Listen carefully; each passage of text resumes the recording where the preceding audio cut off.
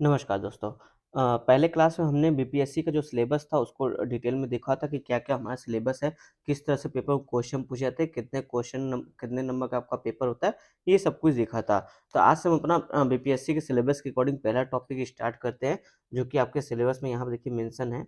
मैं आपको दिखाता हूँ पहला टॉपिक हमने जो पढ़ा था, ये आपका समाजशास्त्र का आविर्भाव, ठीक है? बहुत इंपॉर्टेंट टॉपिक है, इस पे आपका एक क्वेश्चन भी पूछा जा चुका है, कौन-सा क्वेश्चन है वो भी हम लोग अभी देखेंगे।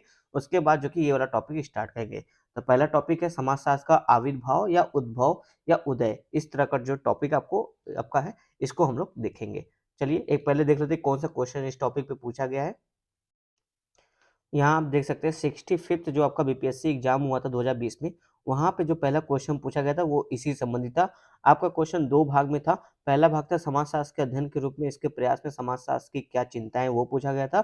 दूसरा पार्ट जो है वो आपके सिलेबस से तुरंत लिंक होता है जो आज हम पढ़ेंगे कि समाजशास्त्र के उद्भव में योगदान देने वाले विकास के घटनाक्रम की व्याख्या करते हुए एक निबंध लिखें। तो ये जो सेकंड वाला पार्ट है इसी को ये देखो आपके सिलेबस में डायरेक्ट लिखा था समाजशास्त्र का आविर्भाव, वहाँ से लिंक होता है। और इस पे आपका क्वेश्चन भी 65th बीपीएससी में पूछा गया है। तो ये वाला टॉपिक हम लोग देखेंगे, इसके बारे में डिटेल से डिस्कस करेंगे क्योंकि जो आपका सोशियोलॉजी ऑप्शनल है, इसका नेचर है कि एग्जाम एग्जाम जो होता है बीपीएससी का या यूपीएससी का, ये अपने क्वेश्चन हमेशा हर 2 साल, 3 साल या 1 साल पे रिपीट करते रहते हैं। तो क्वेश्चन रिपीट होने की काफ़ी संभावना होती है, थोड़ा-थोड़ा फॉर्मेट उसका चेंज होता है, लेकिन मेन टॉपिक वही रहता है, जैसे समाजशास्त्र का उद्भव। तो इसको आज हम देखेंगे ताकि इस पे अब जब भी कोई क्वेश्चन आएगा, तो आप आराम से इसको टैकल कर लेंगे। चलिए देखते हैं अपना आपका आज का पहला टॉपिक। तो चलिए देखते हैं समाजशास्त्र की उत्पत्ति और जो पहला टॉपिक हमारा है। यहाँ पे एक चीज़ कुछ चीज़ें मैं आपको थोड़ा-सा बैकग्राउंड समझाने की कोशिश करता हूँ, समझिएगा। तो देखो समाजशास्त्र का जो विषय है उसके जनक माने जाते हैं आपके अगस्त काम्टे जी, ठीक है? क्यों अगस्त काम्टे जी माने जाते हैं? क्योंकि देखो सिस्टमैटिक तरीके से सामाजिक जो घटनाएँ घट रही थी किसके कारण? फ्रांस की क्रांति, औद्योगिक क्रांति और वैज्ञानिक क्रांति जो चल रही थी, इससे समाज में कई सारे परिवर्तन हुए। कई सारे समाज में चेंजेस आए, लोगों के व्यवहार में चेंजेस आए। तो इन सभी परिवर्तनों का सिस्टमैटिक अध्ययन करने के लिए एक व्यवस्थित तरीके से अध्ययन करने के लिए एक अगस्त काम्टे जी को लगा कि एक अलग विषय की आवश्यकता है, जहाँ पे हम इन सभी घटनाओं का के कार्य-कारण संबंधों को बेहतर समझ सकेंगे। तो इस वजह से इन्होंने बोला एक अलग विषय की उत्पत्ति होनी चाहिए। इन्होंने ये क्यों बोला? क्योंकि जब तक समाजशास्त्र नहीं आया था, तब तक देखो क्या हो रहा था, इन सभी घटनाओं का अध्ययन किस आधार पे हो रहा था? जो इतिहास सब्जेक्ट था, जो अन्य सब्जेक्ट थे उस टाइम, जैसे इतिहास, अर्थशास्त्र, राजनीति विज्ञान, भौतिकी विज्ञान, ठीक है? और भी आप देख लो जो भी आपके साइंस वगैरह के सब्जेक्ट जैसे जीव विज्ञान वगैरह, जो भी अन्य विज्ञान आते थे। तो ये क्या होता था इसके पहले कि ये जो घटनाएँ घटी, इनके जो परिणाम निकल रहे थे, तो इतिहास वाला सब्जेक्ट जो कि ऐतिहासिक आधार पे अध्ययन कर रहा था, अर्थशास्त्र जो कि आर्थिक आधार पर अध्ययन कर रहा था, राजनीतिक शास्त्र जो कि राजनीतिक के आधार पर जो कि इन घटनाओं को देख रहा था। और भौतिकी विज्ञान इनको जो कि तार्किकता के आधार पे भौतिक के आधार पे देख रहा था। यानी कि अन्य-अन्य जो विषय थे वो अन्य-अन्य तरीके से इन घटनाओं का अध्ययन कर रहे थे। जैसे फ्रांस की क्रांति, औद्योगिक क्रांति और जो वैज्ञानिक क्रांति हुई, इनके जो परिणाम हुए वो अलग-अलग विषय अपने-अपने हिसाब से जो कि इसको देख रहे थे, समझ रहे थे। तो अब इससे क्या होता है कि इन घटनाओं का जो एक व्यवस्थित अध्ययन है वो नहीं हो पाता, वो अलग-अलग टुकड़ों में अध्ययन हो रहा है। कहीं इतिहास के आधार पे हो रहा है, तो कहीं अर्थशास्त्र के आधार पे, कहीं राजनीति। एक समग्र अध्ययन का अभाव था। इसी समग्र अध्ययन को लाने के लिए, एक व्यवस्थित अध्ययन करने के लिए अगस्त काम्टे ने बोला कि इस तरह का जो समाज की घटनाएँ घट रही है, इनको हमको अगर समझना है, ठीक से व्यवस्थित समझना है, तो एक अलग सब्जेक्ट को निर्माण करना होगा, उसके अंतर्गत इन घटनाओं का अध्ययन करना होगा। चूँकि ये घटनाएँ समाज में घटित हो रही है, इससे प्रभावित जो कि समाज हो रहा है, इसलिए इन्होंने इस अलग विषय का नाम समाजशास्त्र दिया। यानी कि समाजशास्त्र एक अलग विषय का होना चाहिए, जहाँ पे इन घटनाओं के अध्ययन का जो कि व्यवस्थित अध्ययन कर सके, इनके कार्य-कारण संबंधों को हम समझ सकें, इसके लिए एक अलग सब्जेक्ट होना चाहिए। ठीक है? तो इस वजह से अगस्त काम्टे को समाजशास्त्र का जनक भी कहा जाता है। तो ये बात हो गई आपकी अगस्त काम्टे। अगस्त काम्टे के बारे में एक चीज़ और जान जाओ कि अगस्त काम्टे देखो साइंटिफिक मेथड से, यानी जो साइंटिफिक मेथड होता है कि प्रायोगिक करना, तथ्यों को संकलन करना, तथ्यों के आधार पे प्रयोग करना और अवलोकन, निरीक्षण करके, परीक्षण करके जो कि कंक्लूजन निकालना या सिद्धांत निर्माण करना। इस पे बिलीव करते थे कि हम जो भी समाजशास्त्र में अध्ययन करेंगे वो साइंटिफिक मेथड का यूज़ करेंगे। अभी आगे समाजशास्त्र में कुछ और थिंकर आएँगे, जैसे पार्सन्स आपके आएँगे, वेबर आएँगे, मीड आएँगे। ये सभी क्या करते हैं कि ये सभी बोलते हैं कि नहीं, समाजशास्त्र में साइंटिफिक मेथड का प्रयोग हम ठीक से नहीं कर सकते, इससे हमारी स्टडी जो कि अधूरी रहती है। इनमें काफ़ी कंट्रोवर्शियल भी वो भी होता है, मतलब कि आपसी सहमति नहीं बनती है तो काफ़ी ज विवाद वगैरह भी होते हैं। तो ये हम आगे देखेंगे। अभी आप अभी क्या समझ जाओ कि अगस्त कांटे जो कि साइंटिफिक मेथड से अध्ययन करने पर बल देते हैं समाजशास्त्र में। तो ये हमने समझ लिया थोड़ा-सा बैकग्राउंड कि समाजशास्त्र की उत्पत्ति कैसे हुई, क्यों एक अलग विषय की डिमांड हुई, क्योंकि हमको एक व्यवस्थित अध्ययन करना था, ये जो सारे परिवर्तन समाज में चेंजेस आ रहे थे। अब देखो, जब भी समाजशास्त्र का उद्भव होता है उसको हम 2 भाग में समझते हैं। पहला, उसके उद्भव के पहले काल में कुछ घटनाएँ घटी थी, जैसे फ्रांस की क्रांति, औद्योगिक क्रांति और वैज्ञानिक क्रांति। इस आधार पे जो समाज में परिवर्तन होते हैं, इसके लिए जो कि एक अलग विषय की आवश्यकता हुई। और दूसरा एक आपका एक और आता है बौद्धिक पुनर्जागरण की भूमिका, या फिर इसी को हम लोग जो कि बोलते हैं आपका प्रबोधन प्रबोधन प्रभाव, यानी जो बौद्धिक प्रखर बुद्धि के लोग हैं, उनके नेतृत्व में जो चीज़ें मानव को, मतलब जो लोगों में चेतना जागृत किया, इन्होंने चेतना जागृत करने का काम किया, जिसकी वजह से देखो, मतलब कि कुछ ऐसे लोग थे, विचारक थे, जो अपनी रचना, कृति या फिर गीत या फिर किसी भी माध्यम से लोगों में चेतना जागृत कर रहे थे आधुनिक समाज की ओर आगे बढ़ने के लिए। ज जिसकी वजह से देखो, फ्रांस में फ्रांस की क्रांति हुई और अमेरिका में अमेरिकी क्रांति हुई। तो इस तरह की चीज़ें आगे बढ़ने लगी। तो इसके लिए जो कि कहीं न कहीं ये जो आपके बौद्धिक विचारक थे, ये भी कहीं न कहीं बैकग्राउंड में थे, जो लोगों में चेतना जागृत करते थे और बोलते थे कि आप रिवोल्ट कीजिए, फ्रांस में समानता, स्वतंत्रता के लिए रिवोल्ट कीजिए। तो लोग जो कि उनसे जो कि प्रभावित होते थे और वो भी रिवोल्ट के लिए आगे आते थे। तो इनका भी कहीं न कहीं इस तरह का जो कि फ्रांस फ्रांस की क्रांति होती है, इस कारण अमेरिका क्रांति होती है। तो इस वजह से इनका भी कहीं न कहीं समाजशास्त्र के उद्भव में एक भूमिका बन जाता है। तो हम जब भी समाजशास्त्र का उद्भव पूछेगा, उत्पत्ति पूछेगा, आविर्भाव या कुछ भी पूछेगा इस तरह का, तो आप 2 पक्ष में लिखिएगा। पहला आपका यही जो 3 घटनाएँ, फ्रांस की क्रांति, औद्योगिक क्रांति और वैज्ञानिक क्रांति वाला, और सेकंड आपका वही कि जो आपके कुछ बुद्धिजीवी वर्ग थे, जिन्होंने अपनी कृति रचना के माध्यम से लोगों में जो कि वर्ग चेतना जागृत की, क्या फ्रांस की क्रांति जैसे या फिर औद्योगिक क्रांति या फिर अमेरिका की क्रांति जैसे माहौल या परिस्थिति का निर्माण किया, जिसमें लोगों ने बढ़-चढ़ कर भाग लिया। ठीक है? तो इस तरह की स्थिति थी, जिसकी वजह से जिसकी वजह से फ्रांस की क्रांति हो गई, औद्योगिक क्रांति, अमेरिका क्रांति हुई, वैज्ञानिक क्रांति हुई और बहुत सारे समाज में परिवर्तन वगैरह हुआ। तो जिससे एक अलग विषय की स्थापना की डिमांड महसूस होने लगी कि एक अलग विषय होना चाहिए जो इन सभी घटनाओं के कार्यकाल संबंधों का अध्ययन करे और उसका जो इम्पैक्ट सोसाइटी पर पड़ रहा है उसका अध्ययन करे। तो ये हमने थोड़ा-सा बैकग्राउंड समझ लिया। अब आइए अपने नोट्स में, अब आपको नोट्स समझना आसान होगा। अब देखो, जब भी इस तरह का कुछ आएगा टॉपिक, तो आपका इंट्रो, एक अच्छा इंट्रो जो मेरे हिसाब से हो बन सकता था, मैंने बनाने की कोशिश की है। तो यहाँ पे देखो मैंने लिखा है इंट्रो में, अगस्त काम्टे ने 1838 ईस्वी में समाजशास्त्र विषय की नींव तत्कालीन यूरोपीय समाज में हो रहे सामाजिक, आर्थिक, एक सेकंड, तत्कालीन समाज में हो रहे आप देखो कौन-कौन से परिवर्तन, सामाजिक, आर्थिक और राजनीतिक परिवर्तनों एवं उसके प्रभावों के कार्यकाल संबंधों की समीक्षा के लिए रखी थी। तो यहाँ पे बोला जा रहा है कि उस समय 1838 के समय में समाज में, यानी तत्कालीन जो यूरोपीय समाज था, वहाँ पे जो सामाजिक, आर्थिक, राजनीतिक परिवर्तन ढेर सारे हो रहे थे और उसके जो प्रभाव पड़ रहे थे, उसके कार्यकाल संबंधों को समझने के लिए, उसकी समीक्षा करने के लिए जो कि एक अलग विषय की स्थापना की थी किसने? अगस्त काम्टे जी ने। तो ये हमने एक इंट्रो बनाया, जहाँ पे देखो सामाजिक, आर्थिक, राजनीतिक परिवर्तन से मतलब वही फ्रांस की क्रांति, औद्योगिक क्रांति, वैज्ञानिक क्रांति की बात यहाँ पे की जा रही है। तो हमने इंट्रो में बहुत स्पष्ट रूप से बता दिया कि किस तरह से इसका आधार बना है। अब हम समझ लेते हैं बारी-बारी से कि फ्रांस की क्रांति का क्या परिणाम हुआ, क्या समाज में परिवर्तन हुआ, वो हम लोग देख लेते हैं फ्रांस की क्रांति का। तो जैसे फ्रांस की क्रांति से क्या हुआ? देखो, समानता, स्वतंत्रता, तार्किकता, ये मुख्य कुछ थे, मतलब बंधुत्व वाला जो बात था, 3 पॉइंट थे जिस पे ज़्यादा बल दिया गया फ्रांस की क्रांति पे। बोला गया कि हर व्यक्ति समान है, आप किसी को उच्च और निम्न के आधार पे भेदभाव नहीं कर सकते।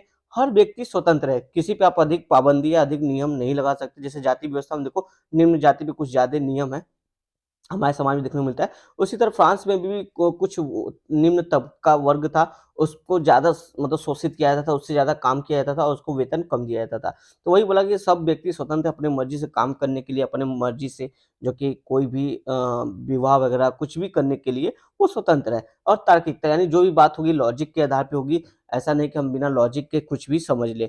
या फिर बंधुत्व की भावना कि हम सभी लोग भाई-बहन हैं, हम सभी समान हैं, इस तरह की भावना थी। तो ये जो फ्रांस की क्रांति घटी, तो इन जो समानता, स्वतंत्रता, बंधुत्व और तार्किकता की बात थी, इसका प्रचार-प्रसार काफ़ी तेज़ी से समाज में हो गया, काफ़ी तेज़ी से बढ़ने लगा, लोग इसको सपोर्ट करने लगे और देखो इससे क्या हुआ, राजनीतिक दलों का गठन हुआ। यानी जो राजशाही पहले क्या था, राजशाही तंत्र था, ठीक है? लुई 16वें, लुई 14वें इस तरह के फ्रांस में जो कि रा रा राजा लोग जो कि शासन करते थे।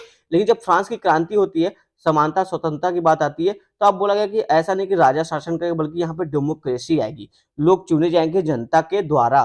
तो इस तरह की यानी कि एक तरह से राजशाही से देखो क्या चेंज आ रहा है, जो राजशाही स्थिति थी उससे लोकतंत्र का जन्म यहाँ से हमको देखने को मिलता है फ्रांस की क्रांति से। तो ये काफी इंपॉर्टेंट चेंजेस था समाज में, तो जिसके आधार पर राजनीतिक दलों का गठन हुआ और दबाव समूह का भी गठन हुआ, प्रजातंत्र का काफी प्रचार प्रसार हुआ और इसके साथ साथ जनता के लिए देखो मौलिक अधिकार के चीजें, कॉन्सेप्ट जैसी चीजें आ गई और सार्वभौमिक कानून व्यवस्था, यानी कि कोई भी कानून है उसके आगे ना तो राजा उससे छूट है ना ही जनता, सबके लिए वो कानून समान है और कोई भी अगर इस तरह का अपराध करता है तो उसको यही दंड दिया जाएगा। तो और ये कानून जो कि सभी जगह इम्प्लीमेंट होते हैं। तो ये सार्वभौमिक कानून जैसे कुछ कानून व्यवस्था जैसे कॉन्सेप्ट है, मौलिक अधिकार जैसे कॉन्सेप्ट है जहाँ पे व्यक्ति को आप इससे ज्यादा जो कि उसके अधिकार को छीन नहीं सकते, ये उसका फंडामेंटल राइट है, ये इतना तो उसको अधिकार दिया जाएगा अगर वो आपके देश का नागरिक है।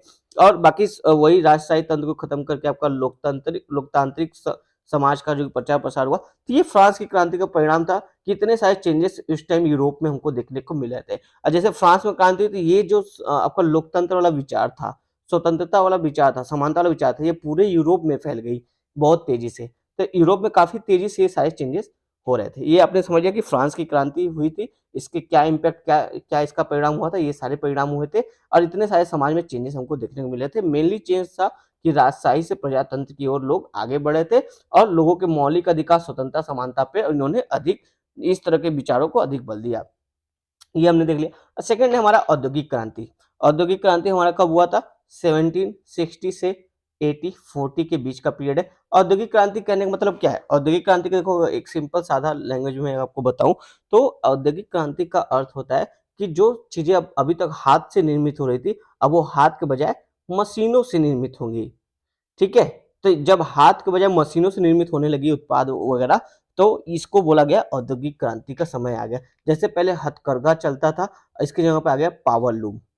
ठीक है? भाप इंजन का निर्माण हुआ काफी तेजी से, मतलब यातायात जो कि तीव्र गति से हो गया, जिससे ट्रेन वगैरह की स्थिति भी सामने आने लगी। अब औद्योगिक क्रांति हुई, उत्पादन तेजी से बढ़ने लगा क्योंकि मशीनीकृत हो गया था, उत्पादन तेज होने लगा। एक दिन में 1 महीने जितना काम होने लगा, अधिक से अधिक उत्पादन होने लगा। तो उद्योगों को स्थापित करने के लिए नगरीकरण, शहरीकरण की जो कि भावना विकसित होने लगी और नगरीकरण, शहरीकरण बढ़ने लगा। औद्योगिक क्रांति से पूंजीवाद में वृद्धि हुई। लोग जो कि अधिक पैसे वाले थे, उन्होंने इंडस्ट्री लगाया खुद का और सामान उत्पादन करने लगे और लोगों को बेचने लगे और उससे उनको प्रॉफिट होने लगा। इससे जो कि कैपिटलिज्म का कॉन्सेप्ट जो कि समाज में देखने को मिला। दूसरा, कारखानों का विकास होने लगा। ठीक है? बड़े स्तर पर उत्पादन का श्रमिकों की मांग हुई, यानी देखो कारखाना लगेगा, नगरीकरण हो रहा है, उद्योग लग रहा है, कारखाना लग रहा है, तो ऑब्वियस से लेबर वर्क की जरूरत पड़ेगी। जो देखो अभी मशीन जो थे वो बड़े-बड़े मशीन, मतलब ऐसे मशीन नहीं थे कि सारे काम जो कि मशीनों से हो जाए। मशीन मुख्य काम करते थे, लेकिन मशीन के सपोर्ट के लिए, मशीन के इर्द-गिर्द जो छोटी-मोटी काम होते थे, उसके लिए श्रमिकों की ज़रूरत होती थी। तो श्रमिक की माँग काफ़ी तेज़ी से बढ़ी, यानी कि जो लोग गाँव में पहले खाली रहते थे, जब जैसे मान लो विलेज में है, जब खेती के टाइम था तो ठीक है, लेकिन जब खेती के टाइम नहीं होता तो ये लोग चले जाते थे शहरों में और ये कारखानों में काम करते थे। कारखानों में उनको चूँकि वेतन ज़्यादा मिलता था, अच्छा वेतन मिलता था, इसलिए ये कई बार जो कि वापस गाँव भी नहीं आते थे। तो यानी कि श्रमिकों की मांग में वृद्धि भी हुई आपका औद्योगिक क्रांति के परिणाम से। और क्या हुआ? औद्योगिक क्रांति है तो आधुनिक बैंकिंग सिस्टम आ गया और स्टेट व्यवस्था के स्थान पर वर्ग व्यवस्था हमको देखने को मिला। स्टेट व्यवस्था करने का मतलब कि वही पादरी ऊपर है, फिर राजा उनके नीचे हैं, फिर नीचे आपके सारी जनता है। तो इस तरह का जो ये हायरार्की था, इसकी जगह पे ये खत्म हो गया। इसकी जगह पे क्लास वाला यानी वर्ग व्यवस्था आ गया। जो जितना अधिक धनी है, यानी कि पूंजीवाद सबसे ऊपर है और उसके बीच में मध्यम वर्ग है और नीचे में जो आपका श्रमिक वर्ग है वो आ गया। यानी जो हायरार्की था, सामाजिक अस्थिरीकरण था, वो ये स्टेट वर्ग वाला के हटाकर वर्ग व्यवस्था जैसा हायरार्की हमको समाज में देखने को मिला। और क्या हुआ? औद्योगिक क्रांति के परिणाम स्वरूप संयुक्त परिवार का एकल परिवार में परिवर्तन। जैसा कि क्या हुआ था, श्रमिकों की मांग में वृद्धि हो गई थी, तो बहुत से लोग जो कि गाँव से जो कि शहरों की ओर बढ़ने लगे, वहाँ पे काम करने के लिए और वहीं पे बसने लगे। इससे क्या हुआ, जो ग्रामीण संयुक्त परिवार था वो धीरे-धीरे एकल परिवार में तब्दील होने लगा और बहुत सारा जो संयुक्त परिवार था वो टूट के एकल परिवार हो गया। कुछ लोग जो कि शहरों में बस गए, कुछ लोग दूसरे शहर में, कुछ लोग तीसरे शहर में, इवन कुछ लोग तो दूसरे-दूसरे कंट्री में बसने लगे। तो इससे क्या हुआ, जो परिवार का संयुक्त स्वरूप था वो विकसित होने लगा। तो ये एक परिवर्तन हमको देखने को मिला था समाज में। साथ ही देखो बोला जा रहा है कि मध्यम वर्ग का उदय, जैसे हमने देखा ना कि स्टेट के स्थान पे वर्ग व्यवस्था आ गया था, सबसे ऊपर पूंजीवादी वर्ग थे, बीच में मध्यम वर्ग और नीचे श्रमिक वर्ग। तो ये मध्यम वर्ग का उदय काफ़ी तेज़ी से बढ़ा आपका औद्योगिक क्रांति के परिणामस्वरूप। तो ये सारे चेंजेस हो रहे थे जिसको समझना ज़रूरी था और इसको समझने के लिए एक अलग विषय की हमको आवश्यकता हो रही थी। अगस्त क्रांति ने इसीलिए बोला कि एक अलग विषय समाजशास्त्र होना चाहिए जो इन्हीं सब का केवल अध्ययन करे। इसका ना तो इतिहास, भूगोल और अन्य क्षेत्रों से नहीं लेना-देना हो, बस ये जो समाज में परिवर्तन हो रहे हैं, इसका समाज में जो प्रभाव हो रहा है, उसका अध्ययन करे। तो ये हमने देखा औद्योगिक क्रांति। थर्ड इसी आधार पे हम लोग देखते हैं वैज्ञानिक क्रांति, जहाँ पे देखो यहाँ पे क्या हुआ, वैज्ञानिक क्रांति आई तो क्या हुआ, भाग्यवादिता, रूढ़िवादिता जैसे मूल्यों का पतन हुआ। यानी कि लोगों तर्क वितर्क करना शुरू कर दिए। ऐसा नहीं कि पादरी ने कुछ बोल दिया तो वही नियम बन गया, ऐसा नहीं। धर्म का अंधाधुंध विश्वास अब नहीं होगा। अब धर्म अगर कुछ बात कहेगा तो उसमें तर्क होना चाहिए। अगर तर्क होगा तो हम मानेंगे, अदरवाइज हम उसको रिजेक्ट कर देंगे, उसकी उस बात को नहीं खारिज करेंगे। तो इससे क्या हुआ, इससे देखो धर्म की जो मान्यता थी उसमें कमी हुई और रूढ़िवादिता जैसे मूल्यों का पतन होने लगा। यानी जो लॉजिकल नहीं थे, ऐसे मूल्य थे जो पारंपरिक रूप से चले आ रहे थे धार्मिक आधार पे, उनको उनका काफी तेजी से दमन होने लगा। फिर देखो दैनिक जीवन में धर्म के हस्तक्षेप में कमी देखने को मिली, तार्किकता का विकास हुआ और यहाँ पे एक लास्ट बात कि अधिकार व कर्तव्यों के प्रति सजगता हुई कि हाँ ये व्यक्ति का अधिकार है। यहाँ पे पादरी इस तरह से हस्तक्षेप नहीं कर सकता उसके दैनिक जीवन में। अगर वो जो कि कोई भी व्यवसाय करना चाहता है या फिर किसी तरह से अपने लाइफस्टाइल जीना चाहता है तो वो जी सकता है। ये व्यक्ति का मौलिक अधिकार है। यहाँ पे धर्म हस्तक्षेप नहीं कर सकता। तो इस तरह की चीजें निकल के आई जिससे समाज में कई सारे लोगों को मतलब धर्म एक तरह से मेनली देखोगे जो धर्म की अतार्किकता थी, रूढ़िवादिता थी, उसका पतन होने लगा और तार्किकता का विकास काफी तेजी से हुआ। जैसे मैं एक एग्जांपल यहाँ पे देता हूँ गैलीलियो का। गैलीलियो का कि पहले इन्होंने बोला कि जो हमारा अर्थ है, ये पहले ये मान्यता थी, पादरियों को मान्यता थी कि अर्थ सेंटर में है और सभी ग्रह इवन सूर्य भी उसके चारों चक्कर लगा रहे हैं। लेकिन गैलीलियो ने बोला कि ऐसा नहीं है भैया, अर्थ भी सूर्य सेंटर में है और अर्थ और अन्य ग्रह जो कि इसके सूर्य के चक्कर लगा रहे हैं। तो इनको पहले हंसी उड़ाया गया, इनको इवन कोड़े से कोड़े मारे गए कि आप कैसे धर्म की इस बात को जो कि ठुकरा सकते हैं। लेकिन बाद में आगे जगह जब अध्ययन हुआ और ये बात सही नजर आई तो ये लोगों को समझ में आया कि यार धर्म तो हमको उल्लू बनाया था रूढ़िवादिता के नाम पे, अपनी प्रभाव को जमाए रखने के लिए, अपनी सत्ता को बचाए रखने के लिए। तब ये तर्क वितर्क काफी तेजी से हुआ। इसी तरह से केपलर आए जो ग्रहों के संख्या, ग्रहों के नक्षत्रों की कुछ स्थिति को लेके काफी इन्होंने अच्छा जो कि मतलब लॉजिकल साइंटिफिक एविडेंस वगैरह दिए। डार्विनवाद का कॉन्सेप्ट आया जिन्होंने जीवों का उत्पत्ति कैसे होता है, विकास कैसे होता है ये बताया।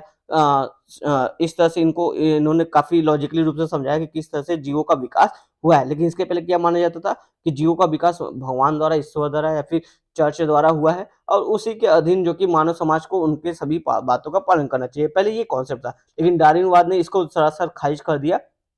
तो ये कई सारे ऐसे वैज्ञानिक क्रांति हुए, वैज्ञानिक खोजी जिन्होंने जो कि ये जो धर्म की अंधविश्वासिता थी, रूढ़िवादिता थी, उस पे करारा प्रहार किया है और उसको खत्म किया है। तो ये सारे काफ़ी ज़्यादा चेंजेस आ रहे थे समाज में। तो इन सभी चेंजेस की वजह से बोला गया कि समाज में इतने सारे चेंजेस आ रहे, इतने सारे इसके जो कि परिणाम हो रहे हैं, तो इनके लिए एक अलग सब्जेक्ट की स्थापना होना चाहिए था। इसी वजह से जो कि समाजशास्त्र एक विषय की उद्भावना या फिर उद्भव हुआ है जिसकी नींव अगस्त क्रांति ने रखी थी। अब जैसे मैंने यहाँ पे ये सारी चीजें ऐसे आपको एक एक पॉइंट में बताया है। अब पॉइंट में नहीं बताओगे आप क्या करोगे, आप इसको जो कि डिटेल में वहां चाहे तो पॉइंट में बता दोगे तो टू द पॉइंट हो जाएगा। लेकिन अगर आपको थोड़ा सा पेज भरना है, स्पेस लग रहा है कम है, तो आप इसको इसी को एक एक लाइन बताओ। फ्रांस की क्रांति के क्या परिणाम है, ये परिणाम है, ये परिणाम है, ये परिणाम है, ऐसे आप एक एक लाइन डिटेल में बताओगे। तो इस तरह से आप लिखोगे तो आपको अच्छे खासे मार्क्स मिलेंगे। ये देखो काफी टू द पॉइंट है, चीजें एकदम स्पष्ट हो रही है कि किस घटना से, यहाँ देखो कि किस घटना का क्या परिणाम हुआ और इसके लिए क्या क्या समाज में परिवर्तन हो रहे थे, वो हम यहाँ पे देख रहे थे। अब देखो यहाँ पे वही डार्विनवाद की बात यहाँ पे हमने कर ली। अब देखो यहाँ पे जैसे बोला जा रहा है टीबी बोटोमोर, ये भी एक सोशियोलॉजिस्ट है। ये देखो क्या कहते हैं, इनके अनुसार वर्ष 1750 से 1850 की अवधि समाजशास्त्र के लिए महत्वपूर्ण रहा है, क्योंकि इस अवधि में Comte, Karl Marx, Montesquieu, Spencer जैसे विद्वानों ने अपने अध्ययन प्रस्तुत किए हैं। यानी कि जो समाजशास्त्र का गोल्डन पीरियड रहा है वो आपका ये 100 साल रहे हैं, 1750 टू 1850। और इस बीच में देखो कई सारे समाजशास्त्री जैसे कार्ल मार्क्स काफी फेमस है, अगस्त काम्टे जिन्होंने नींव रखी है, स्पेंसर जो कि सामाजिक विकास, समाज का विकास कैसे होता है उसकी बात करते हैं। तो ये लोग काफी इंपॉर्टेंट जो कि सोशियोलॉजिस्ट है, जिन्होंने जो कि कई सारे अपनी इंपॉर्टेंट स्टडी दी है सोशियोलॉजी के पर्सपेक्टिव से। तो ये हमने यहाँ पे देख लिया टीबी बोटोमोर का। आप यहाँ पे इनको ऐसे लिख के, इनको ऐसे ब्रेक एक चौकोर खाने में ऐसे मार्क करके उसके बाद इनके अनुसार बताइएगा, तो काफ़ी अच्छा ये आपका कंक्लूजन टाइप लगेगा। फिर देखो बोला जा रहा है कि उपयुक्त कंक्लूजन की ओर हम थोड़ा-सा जा रहे हैं। उपयुक्त इन सभी परिवर्तनों से समाज में हो रहे कई सारे परिवर्तनों को व्यवस्थित, क्रमबद्ध अध्ययन के लिए यूरोप से समाजशास्त्र का उद्भव हुआ है। तो ये हमने कंक्लूजन देखा थोड़ा-सा ये जो आपका वैज्ञानिक क्रांति, फ्रांस क्रांति और औद्योगिक क्रांति था, उसके आधार पे। नेक्स्ट है आपका बौद्धिक पुनर्जागरण। बौद्धिक पुनर्जागरण की भूमिका क्या थी? या फिर कह दो प्रबोधन की भूमिका क्या थी, यानी जो बौद्धिक लोग थे उन्होंने किस तरह से समाजशास्त्र के उद्भव में योगदान दिया। उन्होंने देखो मुख्य रूप से फ्रांसीसी क्रांति में अपना योगदान दिया था, महिला सशक्तिकरण पे, समानता पर अधिक बल दिया था, स्वतंत्रता पर अधिक बल दिया था। इस आधार पे देखोगे तो लोगों में जो कि चेतना आई, चेतना करने का मतलब लोगों को जानकारी हुआ कि हाँ ये तो सही बोल रहे हैं, हमारे खिलाफ तो अभी तक अत्याचार हो रहा था, हमको इनकी बात माननी चाहिए। इनकी बात मानकर लोग जो कि फ्रांस की जो क्रांति थी उसको करने के लिए अग्रसर हो गए, बोले कि हाँ अब तो भाई क्रांति करेंगे, अब ये सब चीजें धर्म की चीजें, अब ये सब चीजें जो अतार्किक है इसको हम नहीं सहेंगे, हमको एक जो कि लोकतंत्र चाहिए, राजशाही नहीं चाहिए। तो इस तरह से जो कि काफी क्रांति होती है। अब वही क्रांति का चूंकि ये नींव बनाया था, इसलिए बोला जाता है कि ये इनका भी समाजशास्त्र में कुछ ना कुछ रोल है। तो अब देख लेते हैं कुछ ऐसे थिंकर इंपॉर्टेंट जो क्या क्या बात करते हैं। पहले आते हैं हमारे थॉमस हॉब्स, जो कि 1588 टू 1679 के बीच में अपनी बातचीत ये बताते हैं कि सामाजिक व्यवस्था मानव द्वारा बनाई गई। इनका देखो मुख्य बात क्या था कि सामाजिक व्यवस्था मानव द्वारा बनाई गई, अतः इसे मानव द्वारा बदला भी जा सकता है।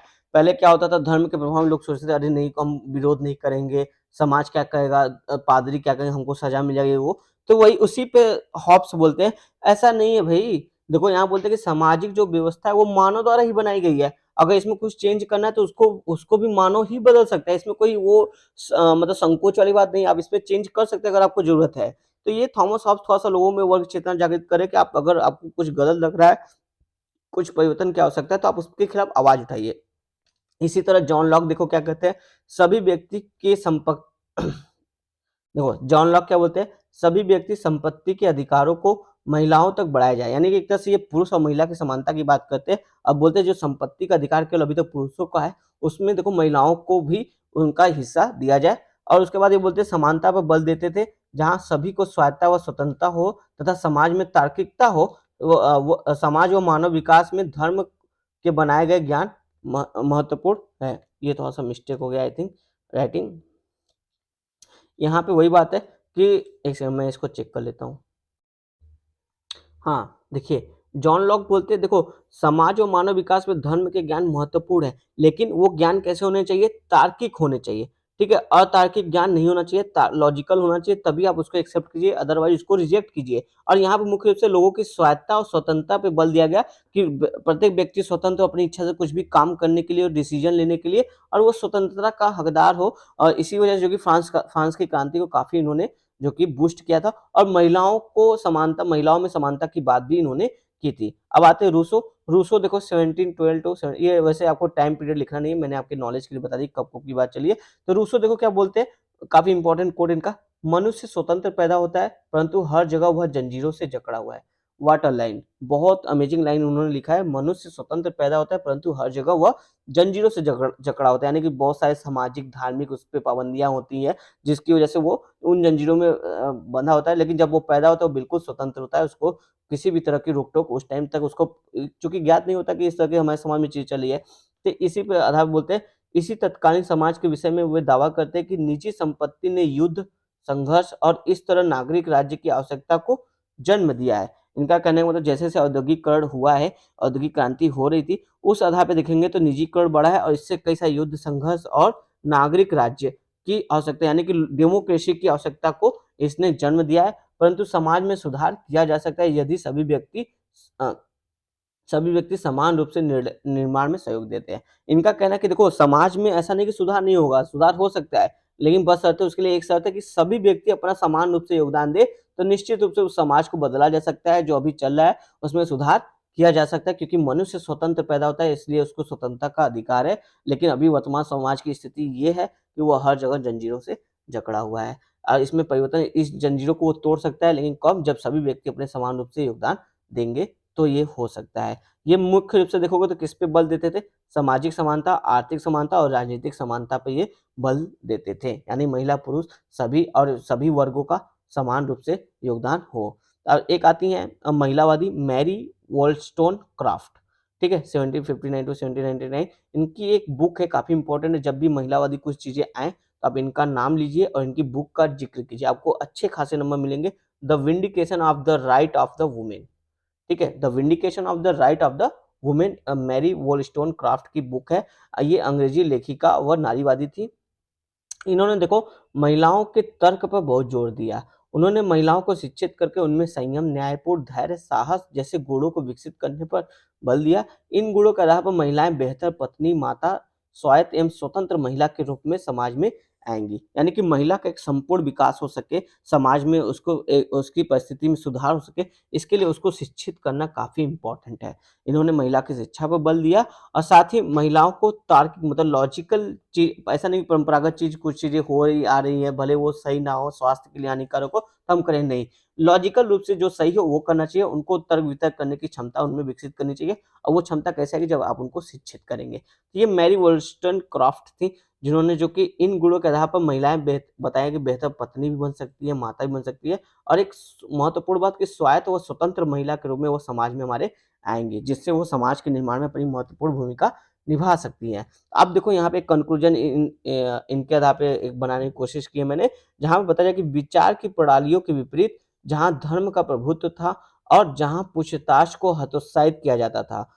देखो, ज्ञानोदय के विचारकों ने मानवीय तर्क को प्रमुख माना, परिणाम स्वरूप नए विचारों ने पुराने आदेशों और विशेषाधिकारों पर हमला किया तथा विज्ञान, वैज्ञानिक पद्धति, शिक्षा व समानता एवं स्वतंत्रता जैसी तार्किकता पर बल दिया। यहाँ पे एक आया विचार की प्रणाली, मतलब ये जो आपके थे विचारक थे, जो वर्ग चेतना लोगों में लाते थे, तो इनकी जो प्रणाली थी ना, इन्होंने देखो जो धर्म का प्रभुत्व था उसको समाप्त किया। और धर्म के प्रभुत्व के कारण पहले क्या होता था, कोई व्यक्ति सवाल नहीं कर पाता था, तो ऐसी जो परिस्थिति थी उसको हतोत्साहित किया आपका विचार की प्रणाली ने। और नए ज्ञानोदय था यानी प्रबोधन, ये लोग थे, इनकी वजह से जो कि नए पुराने आदेश थे, विशेषाधिकार थे, उन पर जो कि हमला किया गया और विज्ञान, वैज्ञानिक पद्धति और शिक्षा, समानता, स्वतंत्रता जैसी तार्किकता पर बल दिया गया। थोड़ा-सा कठिन है, लेकिन आप समझोगे तो काफ़ी अच्छा आपको ये कंक्लूजन समझ में आएगा। इस पर्सपेक्टिव से जो ये प्रबोधन वाले लोग थे या फिर ये जो बुद्धिजीवी वर्ग था।